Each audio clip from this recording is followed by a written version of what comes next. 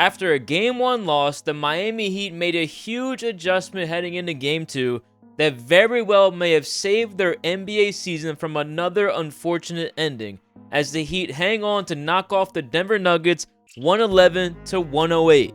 If you take a look at the box score, you would see a monster scoring performance from Nikola Jokic, 41 points on 57% shooting from the field, and you would think that it's a great thing for Denver, but when you take a closer look, it's not as great as it seems for the Denver Nuggets. Last night was the third time that Nikola Jokic scored 40 or more points in the playoffs this year, and all 3 of those games ended in a loss. Teams all season long have been looking for the recipe to stop Jokic and the high-powered Nuggets offense.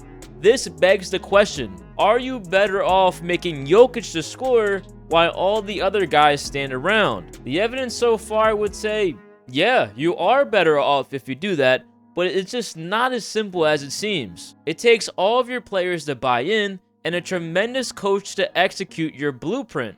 How the hell is Jokic scoring 40 a good thing for the Miami Heat? If Jokic is too busy scoring the ball, that means he cannot get his teammates going, which is what he is best at.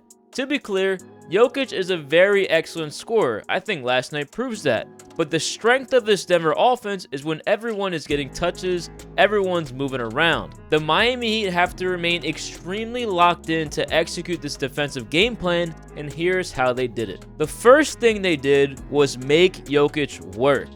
The Miami Heat ran a lot of zone last night, which meant a lot of different bodies were going to be thrown at Jokic. He likes to operate from the outside in, where he can fully orchestrate the Denver offense. The Heat worked like hell to front Jokic and have the help waiting behind him to prevent him from even catching an entry pass. Not only does this tire out Jokic, but this takes away precious time on the shot clock.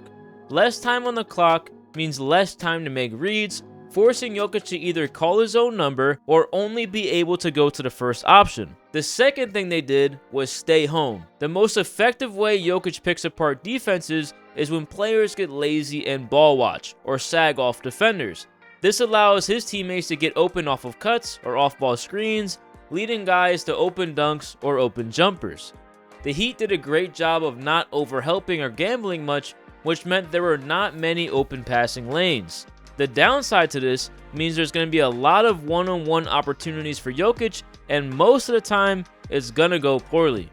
Jokic absolutely eviscerated Miami in the third quarter, scoring 18 of his total 41 points. This leads to the third and most important factor, is that you have to stay locked in. It has to be hard to watch Jokic cook in one-on-one situations, but as soon as you relent, it allows Jokic to get what he wants, his best option, which is getting his guys involved in the offense.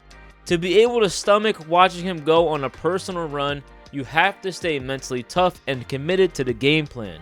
This requires great execution from the players and great coaching. Miami had a lot of both of that, and they should be proud of themselves. When it comes to playoff basketball, it's all about making the calculated risks. You got to take away one option, but naturally it's going to present another option. What are you willing to live with as a coach? You can't always stop everything. Coach Spo made a bold decision, and it worked out for them.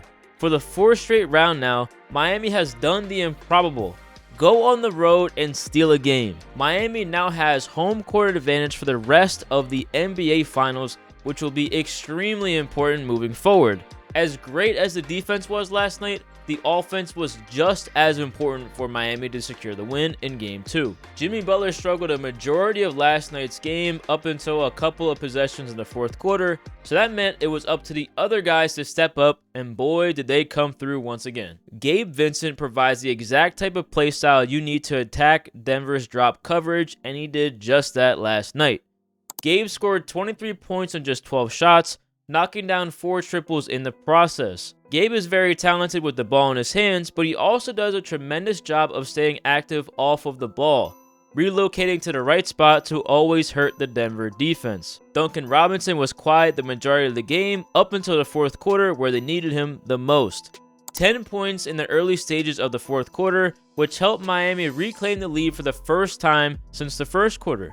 We all know Duncan as an incredible shooter, but what has been most impressive by him lately is his ability to put the ball on the floor when attacking those closeouts. And finally, Bam Adebayo's resurgence in the mid-range has given Miami a new wrinkle in their offense.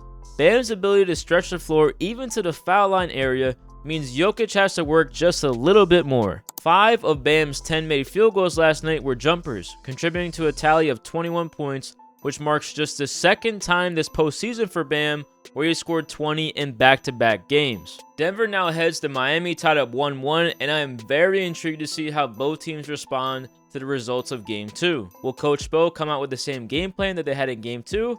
It worked well, but also, how is Coach Malone and the Nuggets going to respond to Game 2? We're just going to have to wait and see.